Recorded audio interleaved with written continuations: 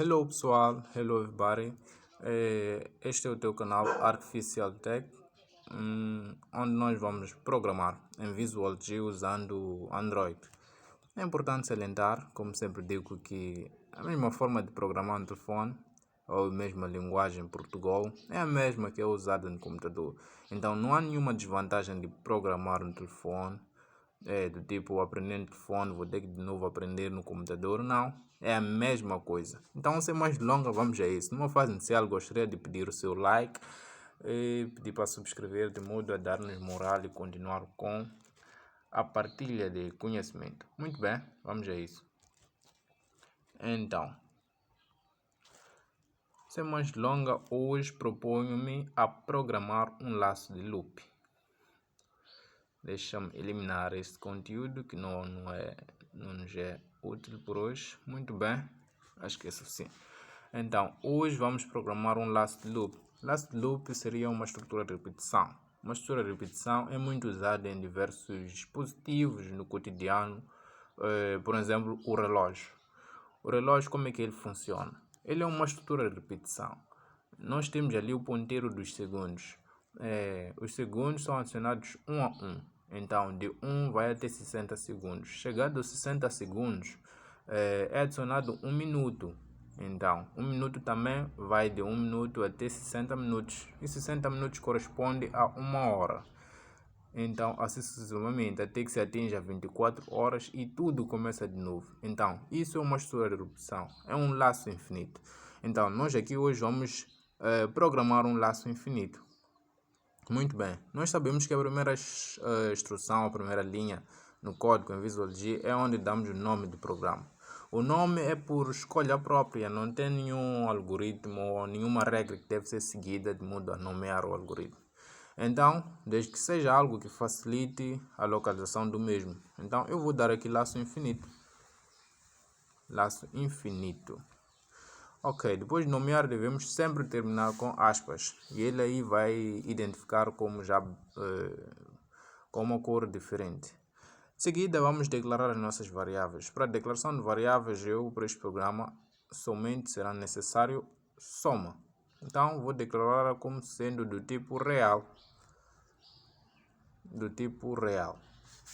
Muito bem. Sem mais longa, vamos ao início. Iniciando, eu quero que soma logo seja zerado com um valor. Ou seja, soma deve receber um determinado valor. Vamos lá, como exemplo, vou usar o 2. Muito bem.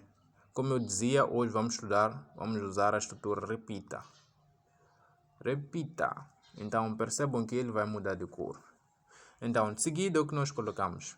Vamos colocar soma, vai receber soma mais 2, neste caso, de modo a facilitarmos a compreensão. Vamos colocar 2. Poderia ser qualquer outro número, mas eu aqui prefiro usar o número 2. Então, esta instrução será repetida até que uma determinada condição seja satisfeita. Neste caso, como será repetido, eu quero ver os resultados repetidos, de modo a facilitar-me a interpretação do algoritmo. Para tal, vou dar a instrução escreval, que vai me possibilitar imprimir os valores de soma na tela. Então, eu quero imprimir soma. Muito bem. Então, essas instruções serão repetidas até que uma determinada condição seja satisfeita. Qual é essa condição? Até que soma seja maior, vamos lá, vou colocar até que soma seja maior que 97. Coloco 97, mas poderia colocar 99 ou 98, o número depende de nós. Então é isso.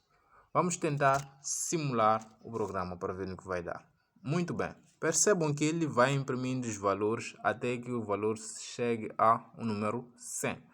Por que isto acontece? Vamos voltar ao algoritmo.